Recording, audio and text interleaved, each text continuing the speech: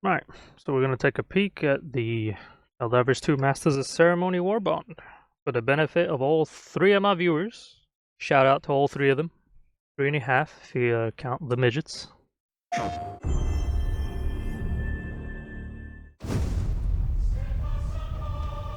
Some camera angles adjusted for trailer use.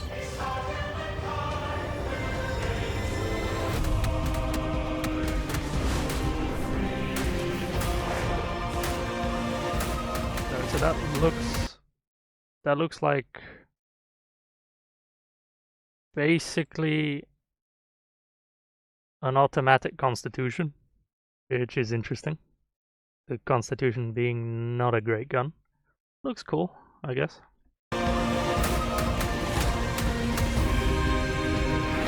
Melee weapon. Okay. Okay, what is with the size of the bile spewer though? Because bile spewers are not that big. Like, come on. That's like a bile titan spewer. Interesting. Either they upscaled a bile spewer just to make the video, or maybe we're gonna have a new breed of bile spewers. That's cool. And that's literally more interesting than a CQC saber. Sorry for all you melee lovers. The drip is cool. Nice World War I German helmet.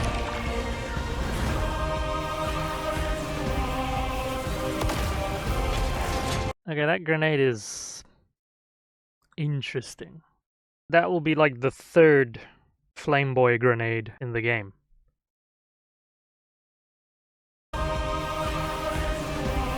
And it, like, I don't know what it's supposed to be doing. Like, you can go stabby stab with.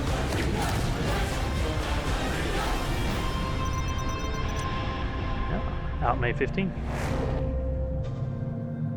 Now this is interesting. These will be available in the Superstore when the Warbond drops, and okay, the player banner is already cooler than the one in the Warbond. The cape is already cooler than the cape in the Warbond. Capes. And the armor is kinda cooler than any of the armors in the Warbond. Well, I mean, okay, the officer's armor is pretty cool. The German World War I soldier is... okay. Yeah, these items are potentially more drippy. More drippy. PlayStation. Yeah. La Station. We banned over 50 countries from playing the game. One cool thing in the comments, the guy who made the music is actually here. The music is actually pretty cool in the trailer. The dude who made the music is getting appreciation, as he should, so that's pretty cool. So yeah, close quarter combat alongside the 20-round magazine. Perfect for vanquishing foes in style both up close and at a distance. Attached bayonet for your pleasure. Right, 20-round magazine. I mean, we already have a marksman rifle with 15 magazine, diligence counter sniper. Okay, if this thing isn't medium pen, then it will be entirely useless. So it needs to have medium pen at minimum. If it doesn't have medium pen, it's a completely useless gun.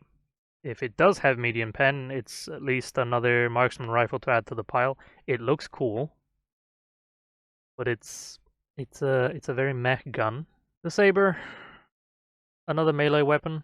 Like, I don't see the point in that. We already have 3 melee weapons in the game. The stun baton, the hatchet, and the spear. They all kind of do the same thing, except the stun baton and spear actually stuns the enemy. I don't know. Melee enjoyers. The fire attack grenade, like, it didn't look like it does anything. Like, when we throw that bad boy and it just sparkles.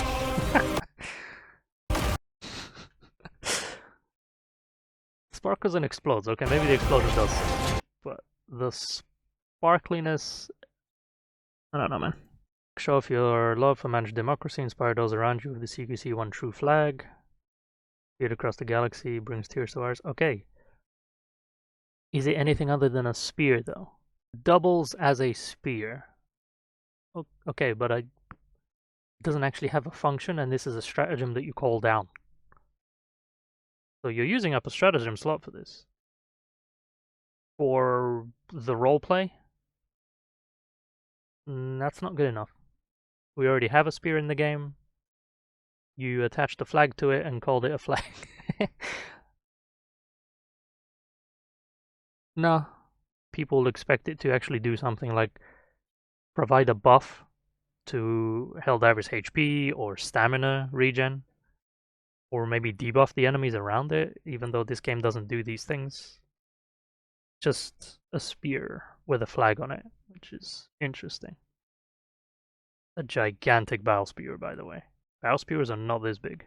And then we get to the armor perk, offering your limbs the chance of not breaking so you can continue to wave the flag of victory. That's a pretty bad armor passive, not gonna lie. Like, that's a bad armor passive even if it was just the secondary armor passive and you had a primary armor passive. Like, it would still be bad, but at least you'd have a primary armor passive. The armor passive feels like it should be part of the Democracy Protects set, where you have a 50% chance of not dying, and then you have however much of a percent chance of your limbs not breaking. You're never going to notice your limbs breaking in this game. You get damaged, you instantly stim. The only time you're going to have broken limbs is if you've run out of stims. But we're also so squishy that we just die in a couple of hits. Like, if you're out of stims, you're not really, okay, cool, my limbs are broken, but I'll die in 3 hits from something anyway. Most of the enemies in the game either 1-shot you or 2 to 3-shot you. Only the smallest enemies are going to sit there chewing at you and you break a limb, maybe. You're the secondary weapon. No. One gun in the entire Warbond is kind of a yikes. Kind of a yikes, not gonna lie. The booster they actually mentioned in Discord. So it is a sample scanner gives you 50% chance to receive twice the samples on sample pickup. Like, only a 15% chance to receive twice the samples. You might as well have just made it guaranteed twice the samples on pickup to make it a booster worth actually bringing. Like, maybe they're going to add new ship modules with the new update. Maybe they're going to add... I mean, eventually when they add weapon customization, this will be maybe a kind of neat booster to have. But at 15% to double the samples is like, Alright. You literally could have made it 100% chance to receive twice the samples and it would have been better. You know, my final thoughts on this Warbond is it's not a great Warbond. It's actually the most lackluster Warbond we've gotten so far. And that's counting the launch versions of Warbonds like the Gas Warbond and Polar Patriots. Like, even in their launch versions, they still kind of had something a little more than this. One primary weapon, like one actual gun. The secondary weapon, Saber, is a melee weapon, which, I don't know, man, you could have done a little bit something better. I think the first game actually has a plasma sword. Like, maybe put a plasma sword in. But frankly, it would have been more interesting if the Saber actually took the primary or support slot. And it lets you equip it one-handed, so that then you can equip another one-handed weapon, like an SMG, a shield, or another melee weapon. Now, imagine having a Saber with an SMG or going double melee. Like, you have the Saber in one hand and the hatchet in the other, or the stun baton in the other. That would actually be exciting and add something genuinely new to the gameplay. The flag taking up a stratagem slot is pointless. Just for the LARPing. Just for the roleplay. And people have described this Warbond as a roleplay Warbond, which is like, you can make a roleplay Warbond that's actually good. The Flame Warbond, for example, that's basically a roleplay Warbond. Like, you roleplay as a pyromaniac, but it's actually strong. Same for the Gas Warbond after they actually buff the gas. You roleplay as a gas maniac, and it's actually good, though. Like, the gas weaponry is actually good. You can make a roleplay Warbond. You can make it actually good. which is not what they did here. Yeah, this Warbond feels like something you release around a holiday event. Something like New Year's or on Liberty Day.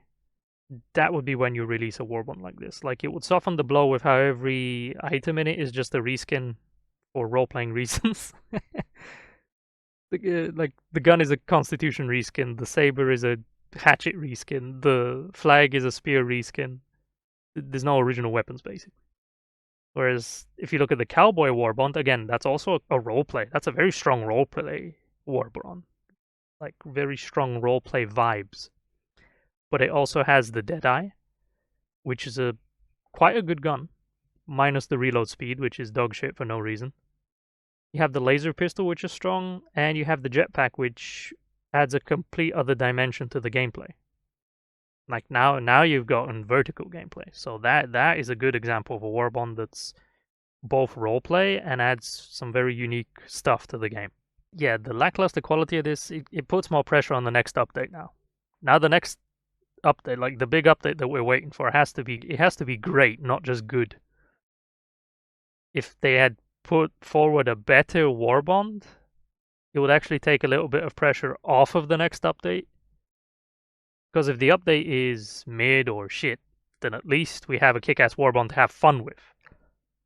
But now there's like no leeway. There's no excuse for dropping a bad update now. That's kind of unfortunate. Like, they must be working on multiple Warbonds at the same time. And they decided to push this one through. Possibly because, it's supposed to be like a celebration of the defeat of the Illuminate, lore-wise. But you still could have made the items a bit better in the Warbond.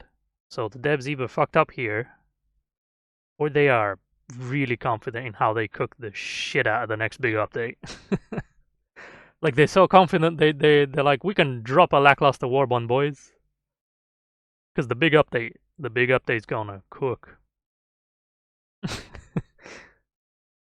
Actually, one cool thing that I forgot to mention is new FRV patterns for all previous Warbonds that had paint schemes in them. So that's the Flame Warbond, that's the Viper Commandos, that's the Gas Warbond, the Truth Seekers Warbond. So all of them are now going to have FRV patterns, which is actually quite cool. That's actually pretty cool. Personally, I think that's actually cooler than the Masters of Ceremony Warbond.